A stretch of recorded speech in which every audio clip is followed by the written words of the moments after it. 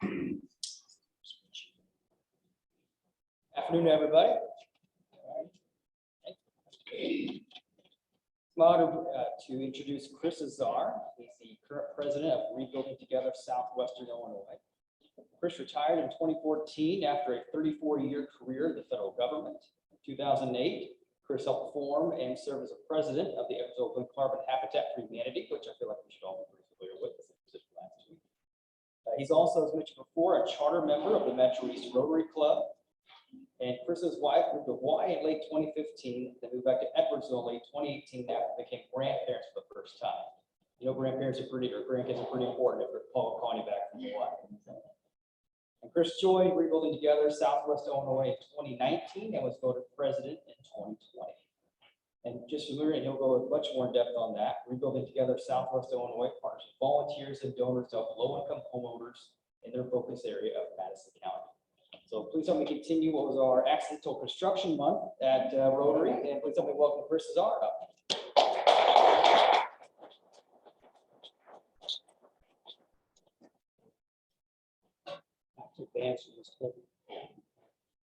So, good afternoon. My name is Chris Azar.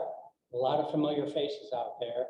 I think between the different Rotary projects, different things that Habitat, African Vision of Hope. So there's a lot of great things going on in our community. And I'm here to tell you about Rebuilding Together.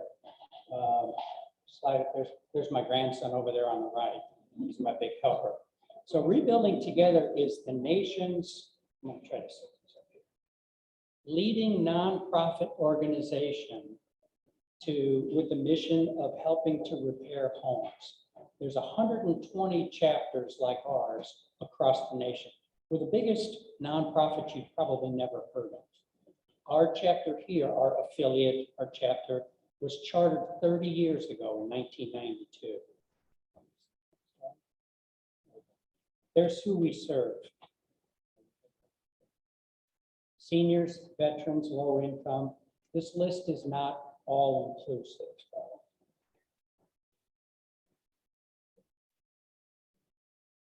Here's the criteria for assistance. Number one, you do have to live in Madison County. You do have to own your own home. No mobile homes or trailers, but we will consider that if in a case-by-case basis. We did install a wheelchair ramp on somebody who did own their trailer, their mobile home. So because they did own it and they long-time resident here.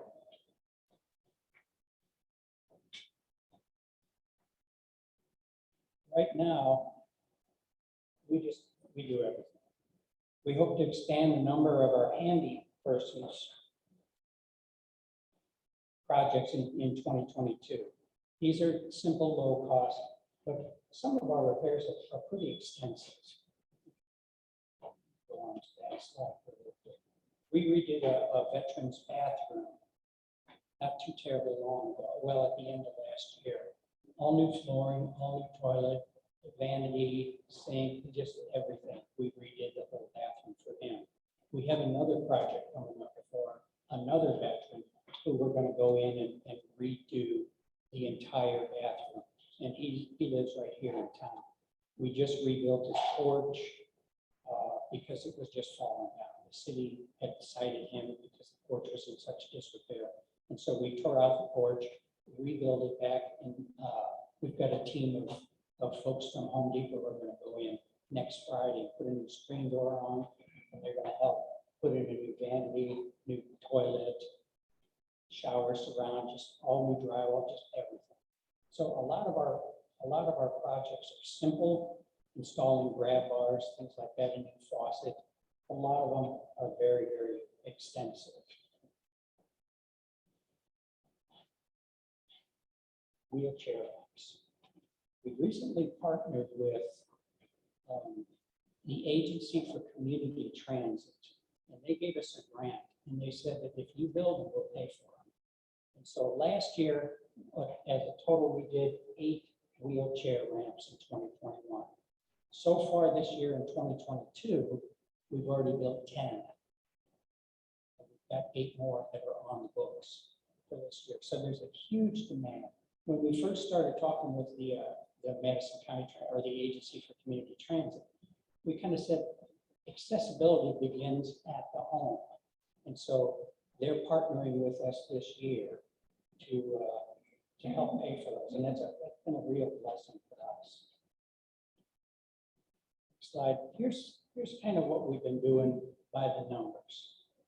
From 2015 to 2019, we averaged 8 projects a year. We changed our service model in 2019, and we became an all-volunteer organization. So that year, in 2019, we did, in 2019, we averaged 8 projects.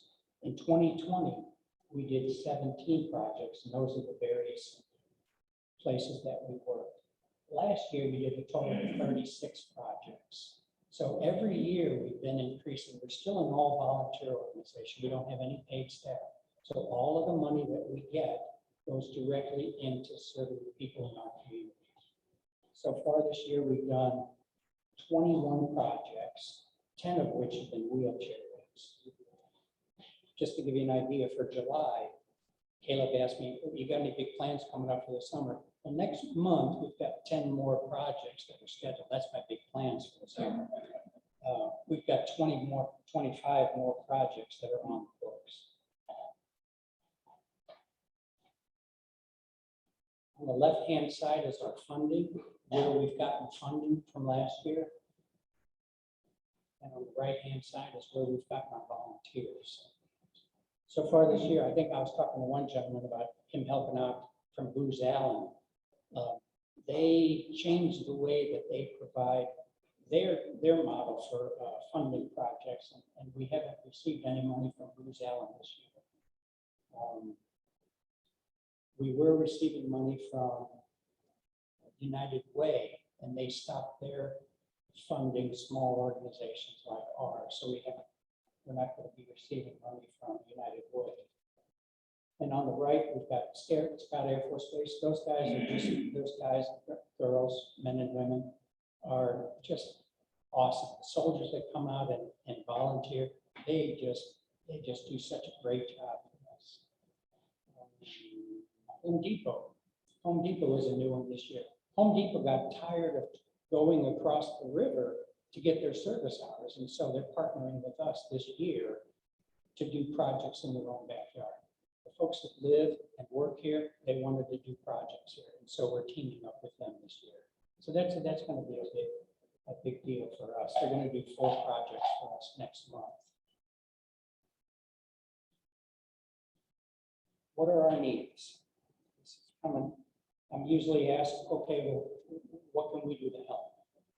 Well, my treasurer hates it when I say this, but we're not really looking for money. I know that will come.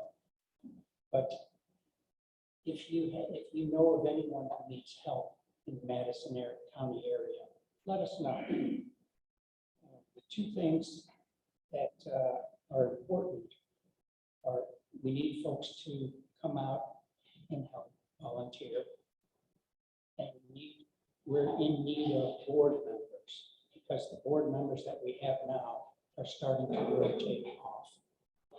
So those are our biggest needs right now. I think that's the end of the slide. Any questions about who we are, what we do, and anything like that?